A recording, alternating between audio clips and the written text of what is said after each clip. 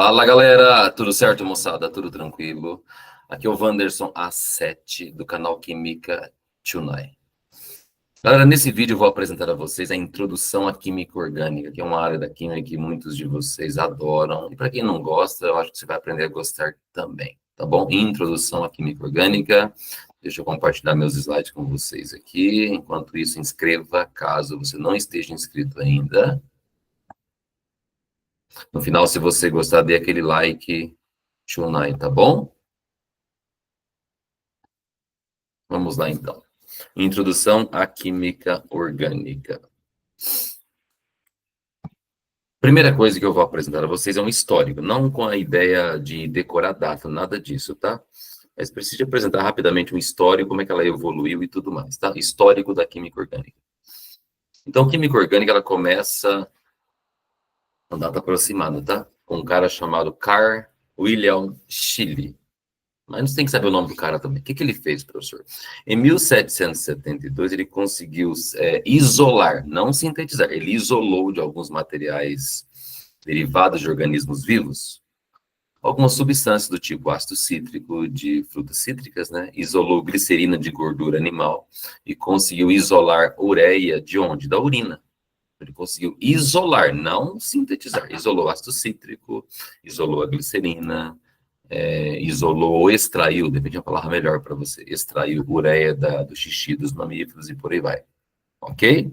Alguns anos depois, um cara chamado Bergman, o que ele fez?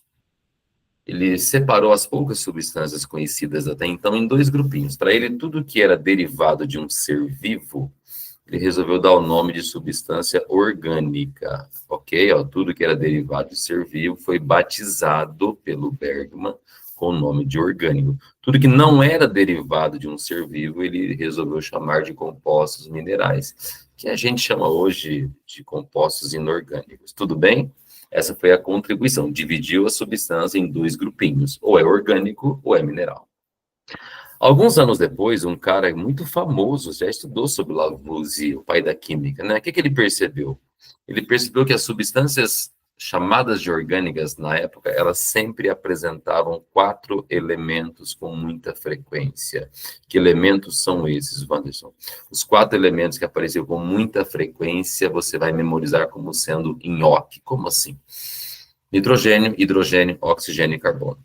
E esses 4 elementos que apareciam com muita frequência foram batizados com o nome de elementos organógenos. Então, qual foi a constatação do Lavoisier? Perceber que nas substâncias tidas como orgânicas, derivadas de seres vivos até então, elas tinham 4 elementos com muita frequência, que é o nhoque. Tudo bem? Alguns anos depois, um cara chamado Berzelius, o que ele fez? Ele elaborou uma teoria, a princípio tinha até uma lógica, depois acabou caindo em desuso. Qual foi o que diz a teoria do Berzelius? Espera aí que eu deixa eu arrumar esse símbolozinho que ficou feio, eu tenho toque, tá? Ó. Ele dizia o seguinte, que os seres vivos têm uma força, uma capacidade, um poder supremo dentro de si, que lhe dá condições de fabricar substância orgânica. Então, os seres vivos têm dentro de si um negócio chamado de força vital, capaz de produzir substâncias orgânicas. Em outras palavras, você jamais produziria substância orgânica em laboratório. Isso é o Berzelius que disse. Por algum tempo depois, um cara chamado Wöhler, um alemão chamado Wöhler, em 1828, adivinha o que foi que ele conseguiu fazer? Ele conseguiu sintetizar a ureia. Não estou dizendo isolar a ureia, como o Scheele tinha feito. Ele conseguiu sintetizar a ureia, mas sem retirar da urina. Conseguiu sintetizar a ureia em laboratório através de um material que era encontrado em rochas. Entendeu? Ele conseguiu sintetizar em laboratório algo orgânico que até então acreditava não ser possível. Nesse momento, a teoria da força vital, ela caiu em desuso, não tem mais lógica isso. É possível, sim, você produzir substância orgânica em laboratório. E a primeira substância orgânica sintetizada em laboratório foi a ureia. E desde então, esse ramo da química chamado síntese orgânica nunca mais parou. Só foi crescendo. Hoje tem milhões e milhões de substâncias orgânicas conhecidas e sintetizadas em laboratório. Tudo bem? Algum tempo depois, surge um cara com um nome muito louco aí, né? Friedrich August Kekulé, ou Kekulé. Ele constatou uma outra coisa. Para ele, para ser orgânico, precisava de uma coisa bem simples. Para ser substância orgânica, precisava da presença de um cara em especial. Quem que é esse cara especial? Presença do carbono. Para ser orgânico, tem que ter carbono. Então, todo mundo que tem carbono é orgânico? Não, mas todo mundo que é orgânico necessariamente vai ter carbono. É dessa maneira que eu apresento um breve histórico da química orgânica. Tudo bem? Vamos para frente. Qual é o elemento que manda em você a partir de agora? Carbono. Ele é o cara. Conceito atual de química orgânica. Olha que bonitinho. Um conceito já mais assim, não antigo no sentido de estar em desuso, tá? Ele é um conceito de mais de 150 anos, mas funciona. O que é química orgânica? É a química que estuda os compostos do carbono. Tem um mais moderninho, muito bonito. Química que estuda os hidrocarbonetos e também os seus derivados. Os dois estão corretos. Beleza? Tudo certo? Então, quem manda em você? Carbono. Por que o carbono tem uma química só para ele? Porque ele é diferente. O que ele tem de diferente? O carbono tem um negócio chamado de tetravalência constante. Como assim? Ele faz 4 ligações sempre. Vocês lembram o que disseram para o carbono quando ele foi preso? Você tem direito a 4 ligações. Mas ninguém mais tem 4? Alguns até têm 4. Mas todas as propriedades que eu vou te mostrar, é só o carbono que tem. Ele tem uma outra propriedade que diz respeito a encadeamento. Como assim? O carbono consegue grudar no outro carbono, num outro de novo, num outro, num outro. E o limite? Não tem limite. Entende? Existe molécula com carbono, tipo metano. Tem molécula com 10, com 20, com 80, com 600. Não tem limite para isso. Qual o nome disso? Encadeamento. Uma observação. O Kekulé, que apareceu o nome dele agora há pouquinho, ele achava que as 4 ligações do carbono eram todas iguais. Ele só pensava na ligação simples. Entende? Eu coloquei um asterisco por causa disso. Hoje as 4 não são exatamente iguais, porque o carbono pode fazer dupla ou tripla. Mas quando pensa em 4 ligações iguais, elas são idênticas. Falei, bobeira. Quando você pensa em 4 ligações simples, elas são idênticas. Beleza? O que é NOx variável? NOx, mesma coisa que número de oxidação, mesma coisa que carga. E o carbono tem NOx muito variável. O carbono tem NOx que varia desde -4 até +4. Ele pode ser -4, -3, -2, -1, 0, +1, +2, +3, +4.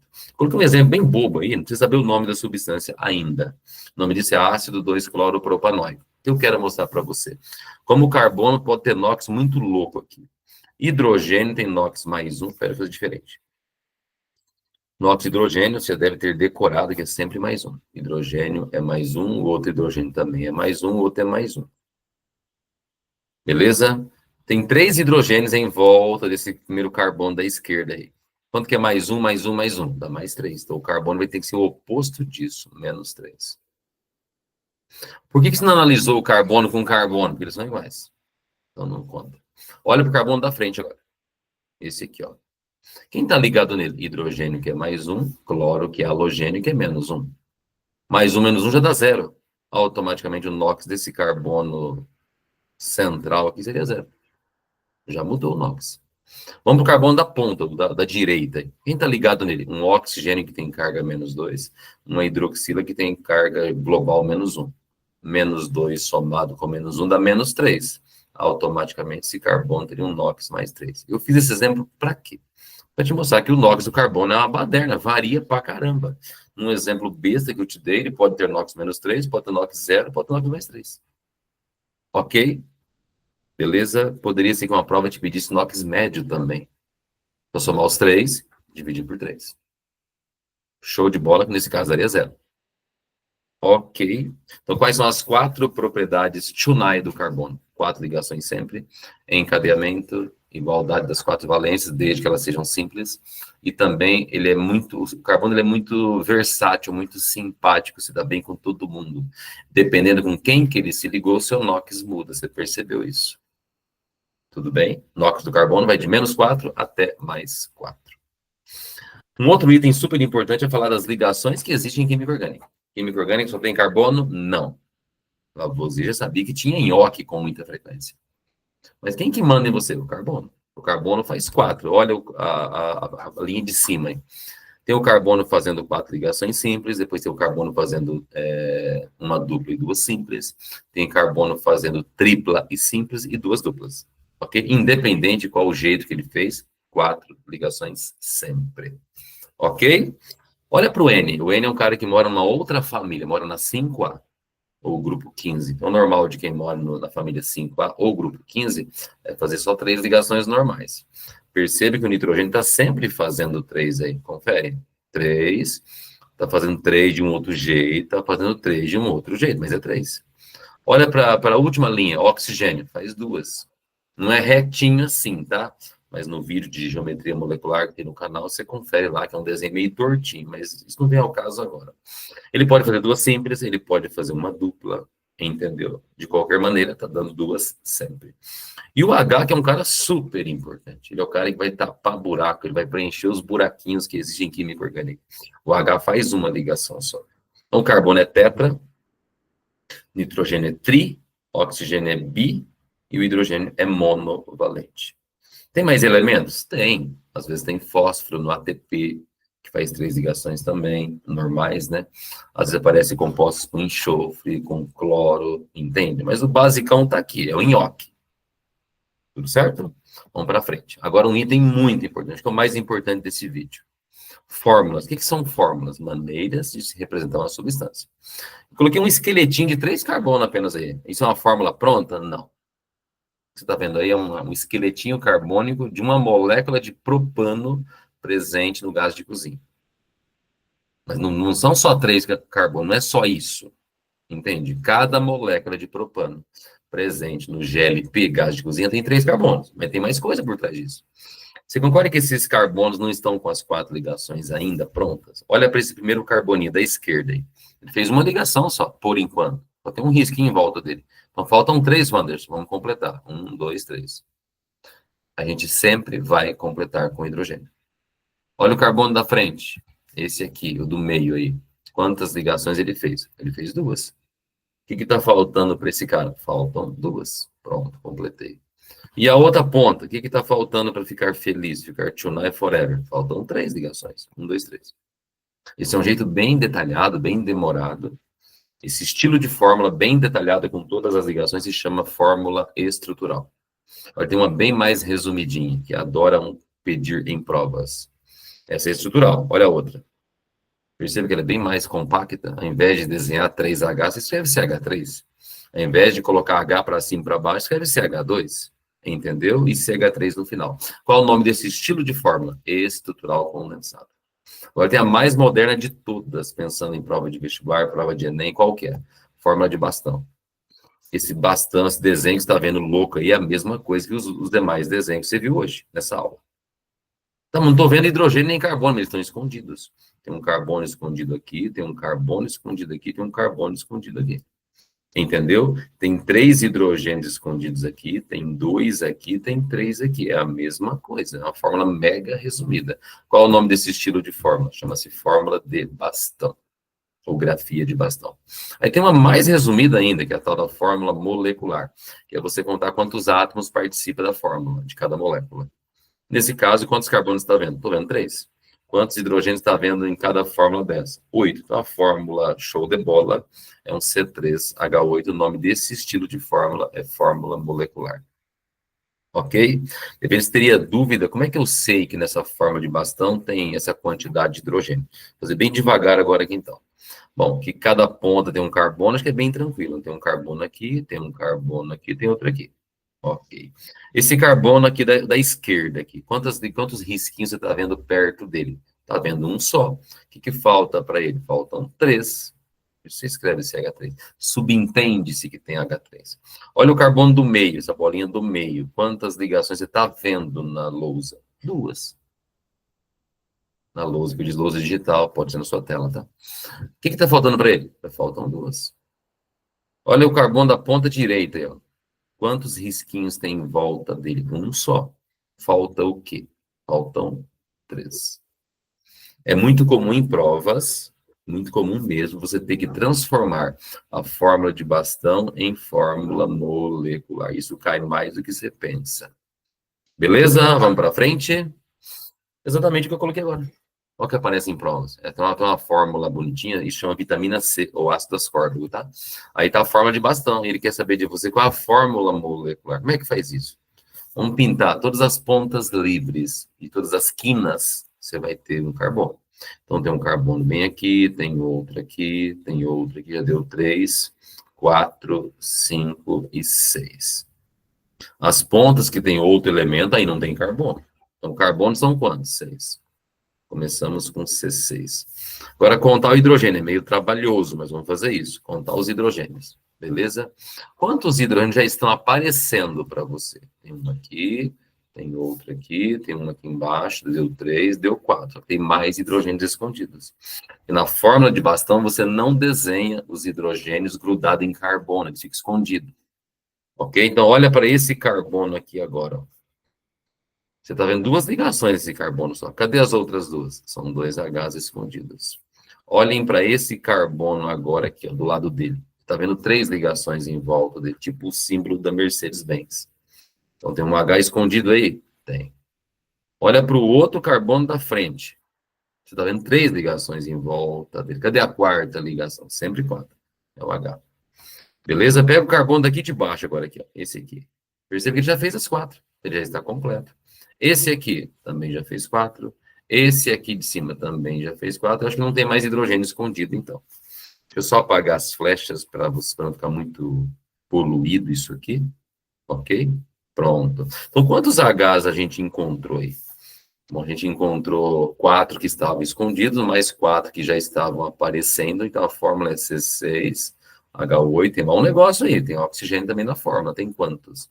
Tem 1, 2, 3, 4, 5, 6. A fórmula resumida molecular da vitamina C, C6H8O6. Show de bola? Vamos para frente. Agora você vai aprender a classificar os carbonos. É bem fácil, bem tranquilo mesmo, tá? Os carbonos, eles podem ser classificados em primários, secundários, terciários ou quaternários. O que é um carbono primário? É aquele carbono que liga no máximo a mais um carbono. Como assim no máximo a um? Ele pode estar sozinho. Um carbono está solitário, ele é primário.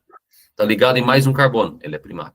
Agora, se ele estiver ligado a 2 outros carbonos, aí ele é secundário. Se ele estiver ligado a 3, terciário. Se ele estiver ligado a 4, ele é quaternário.